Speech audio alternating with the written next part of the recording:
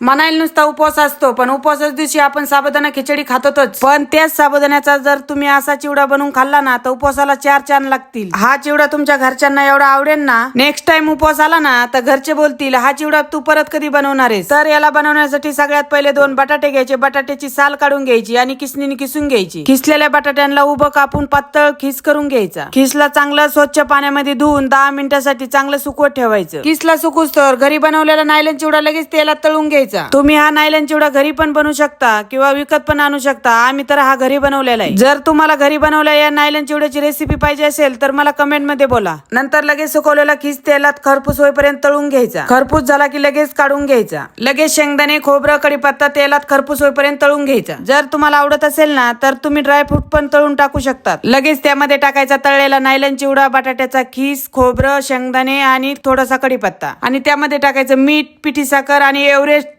लाल मिरची पावडर. याला चांगलं मिक्स करून घ्यायचं. मग काय झाला आपला खायला उपवासाचा चिवडा रेडी. तर तुम्ही पण उपवासाला हा चिवडा बनवून बघा आणि कमेंट मध्ये नक्की सांगा हा चिवडा कसा बनलाय ते.